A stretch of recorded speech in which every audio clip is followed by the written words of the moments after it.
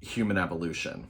The very first question for Mod 4's human evolution journal entry is, based on the Australian Museum website reading, what do you think are three of the most important technological advances or behavioral advances associated with Homo sapien evolution? Explain your reasoning. The first example of technological advances or behavioral practices is clothing and personal adornment through cooler climates. A lot of these ancestors, early humans, stuff like that, we learned like there was a lot of evolutionary stuff that happened based on climate and over years and years and years of like selective breeding and stuff like that. But one thing that the Homo sapiens did is they didn't wait around to get physical adaptations to a cooler climate.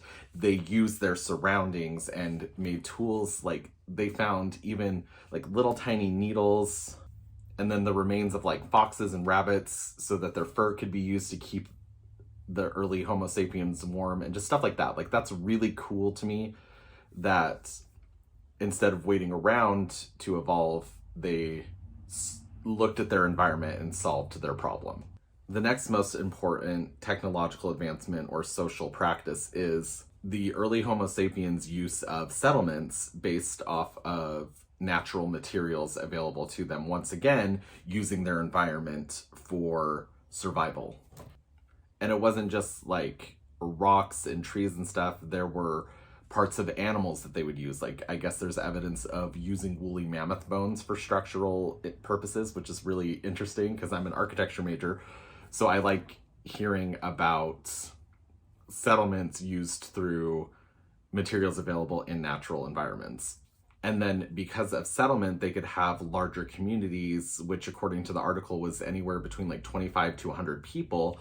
And the nice thing is when you have a community, you have access to more help and resources to survive. And I think that's really cool. So the use of settlements definitely helps. And then the final technological advancement or behavioral practice is the use of environment versus their diet, which once again is just taking what is around you and adjusting. And Homo sapiens are obviously omnivores, so Homo sapiens can eat whatever they can and get nutrition as they can. And there's usually adaptations in Homo sapiens if they aren't able to get like the nutritional value needed.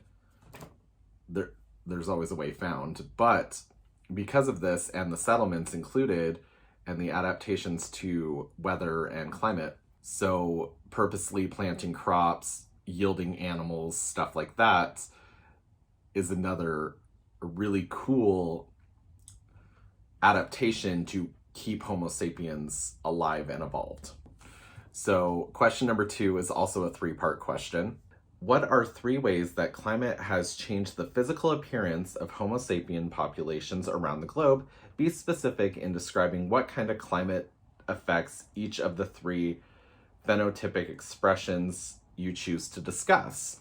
And the first one I found really interesting were noses. That was really cool to find out about because I guess living in like hotter, more humid climates that Homo sapiens developed a more broad nose that allowed them to bring in more moistured air and then retain the moisture that they breathed in after they exhaled.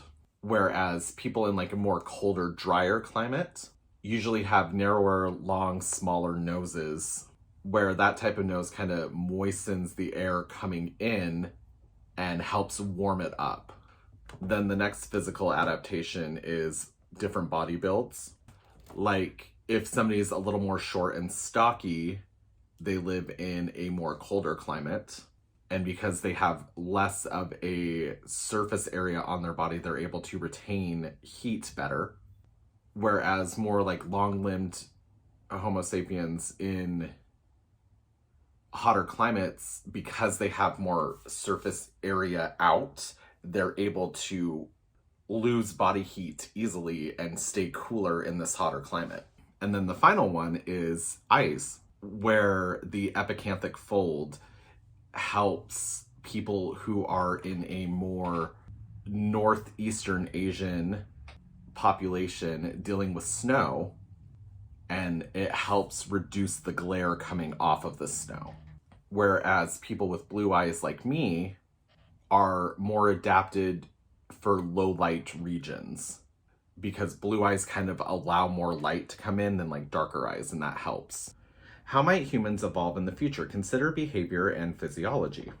And there's this cool theory about grand averaging, where basically humans are becoming more and more alike.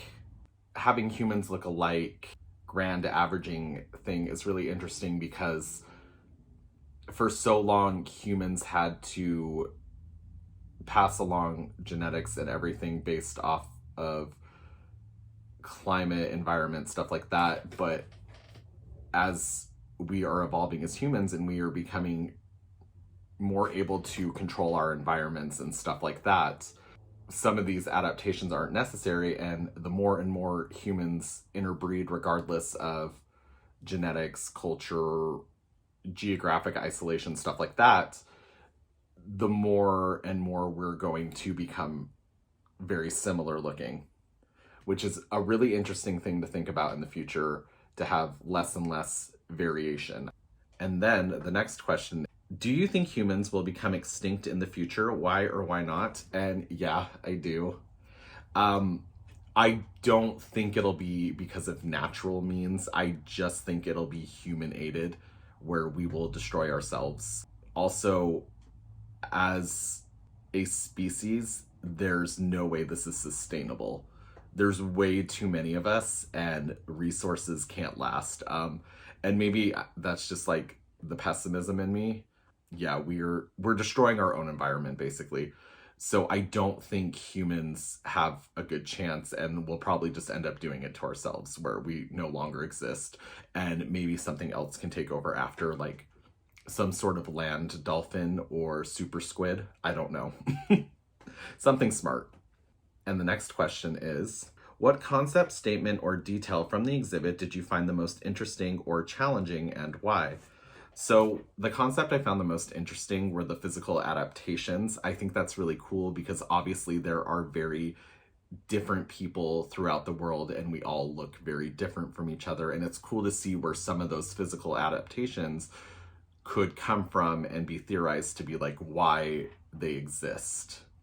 And I just thought that was really cool, especially with like different eye shapes and skin color.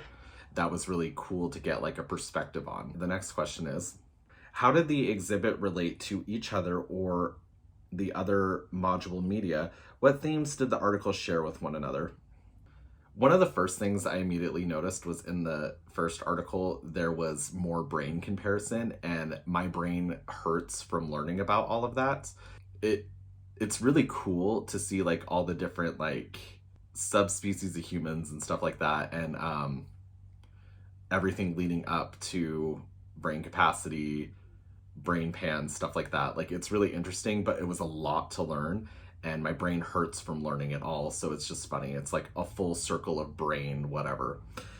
And the next question is, what questions do you have about the exhibit or other module material? Is there something you want to know more about? Is there something not sitting right? Let me know what you are struggling with. And it is the sheer amount of scientific names.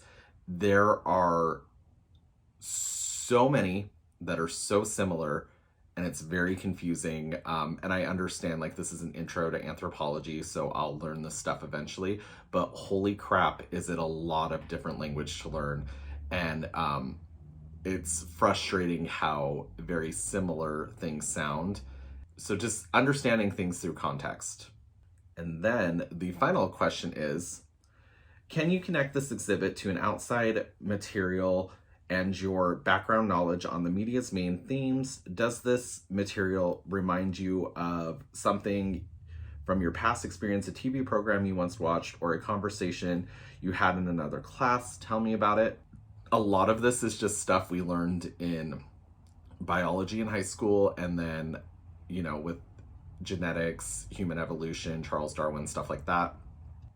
I'm pretty sure I've heard some of this stuff on that old 90s science show that was really cool, and I can't remember what it was called. It was the Eyewitness TV show from the 90s that taught science in a fun way that kids from the 90s actually wanted to enjoy. And that was it. Okay, Kat, thank you so much for listening to this long video. I'm sorry, there was no way I could answer all those questions and get this edited down to 5 minutes, but I appreciate you making me think. So thank you very much, and I am sorry this is long. And I have left a YouTube link to this video, which you have seen.